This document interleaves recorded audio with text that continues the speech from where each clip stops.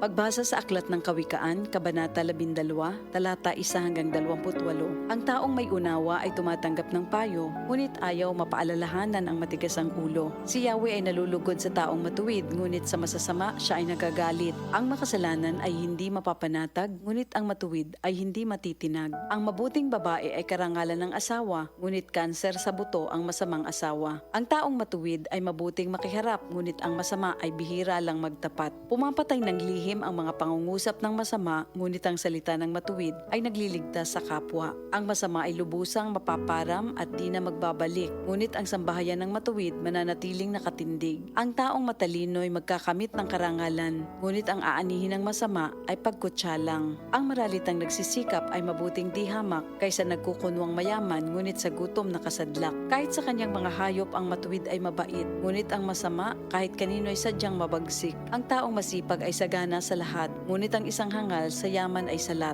Ang nais ng masama ay puro kasamaan, ngunit ang tuntungan ng matuwid ay hindi magmamaliw. Ang masama ay nahuhuli sa salita ng kanyang bibig, ngunit ang matuwid ay malayo sa ligalig. Ang kakamti ng tao ay batay sa gawa o salita, bawat isa ay tatanggap ng karampatang gantimpala. Ang akala ng mangmang ay siya lamang ang tama, ngunit handang tumanggap ng payo ang taong may unawa. Ang pagkainis ng mangmang kaagad nahahalata, ngunit ang mga matatalino di pansin ang pagkutya. Sa pagsasabi ng tapat, lumilitaw ang katarungan, ngunit ang pagsisinungaling ay lumilikha ng kapahamakan. Ang matalas na pananalita ay sumusugat ng damdamin, ngunit sa magandang pananalita, sakit ng loob ay gumagaling. Ang tapat na labi ay mananatili kailanman, ngunit ang dilang sinungaling ay hindi magtatagal.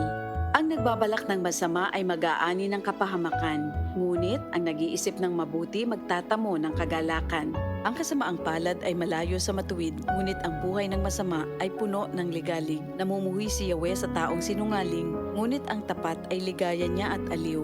Di agad sinasabi ang alam ng matalino, ngunit kahangalan ay inihahayag ng mangmang na tao. Balang araw, ang masikap, ang mamamahala, ngunit ang tamad ay mananatiling alila. Nagpapahina sa loob ng isang tao ang kabalisahan, ngunit ang magandang balita ay may dulot na kasiglahan. Ang payo ng kaibigang matuwid ay isang gabay, ngunit ang daan ng masama ay tungo sa pagkaligaw. Hindi makakamit ng tamad ang kanyang hinahangad, ngunit ang masikap ay laging may magandang hinaharap. Ang matuwid na landas ay patungo sa buhay, ngunit ang maling daan ay hahantong sa kamatayan. Ito ang salita ng Diyos.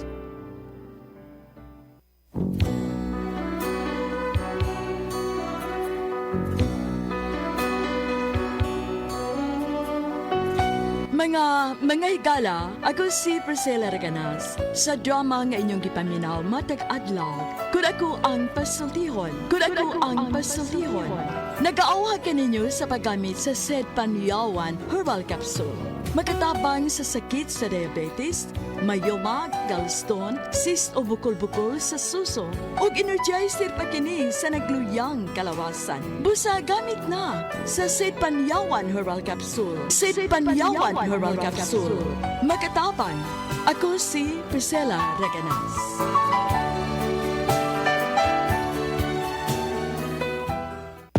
Hi, si Joshua Garcia ni. Ug Andrea Brillantes for Rexona. Usahay, naagyo yung mga gastap sa ato Pag di confident sa pagbirid, Sorry. mustap gid ka. Pag naa si crush, hi. Mo stop. Kung bahog singot sa commute, Litio. mustap. Anak gyud, kung di protektado laban sa singot ug baho, kay ligo lang gamit ang ordinaryong sabon, kuwang. Pero sa Rexona, Unstoppable ka. get unstoppable protection kung gamiton adlaw-adlaw. Ang number 1 deal lotion sa nasod. 8 pesos SRP ra. Si Luis Manzano to sa Ikaw ang Star Game Show with the star for all seasons, Vilma Santos.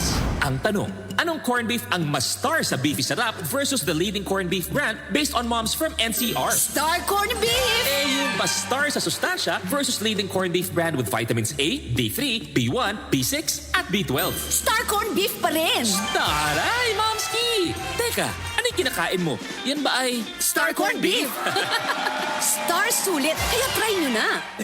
Ubo? Plemix. Huba, Plemex. Plema, igawas na. Plemex Forte Lagundi Capsule and Syrup. Ginama gikan sa natural nga lagundi. Plemex. Basta lagundi, Plemex. Vitex Negudo L is the generic name of Plemex Forte. If symptoms persist, consult your doctor. Ubo, Plemex. Huba, Plemex.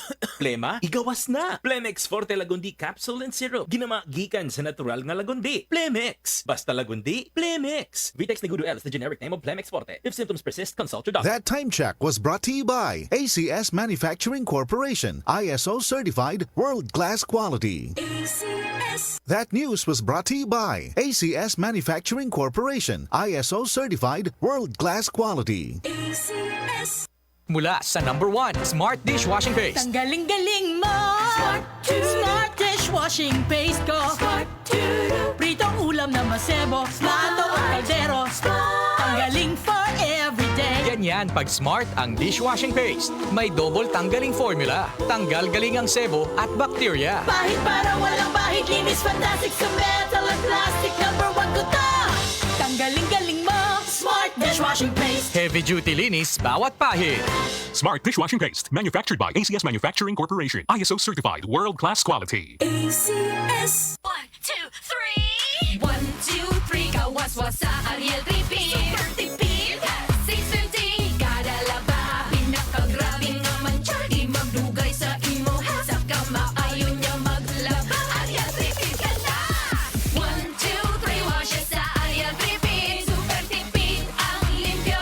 Kada laba. Ay only 650. Palit na o Ariel Tripid! Lab-tested gamit ang Choco Drink ug pita sa cotton ug polyester. Results may vary. Ariel Tripid. Mas tipid na up to 3 times washes. $6.50 lang kada laba.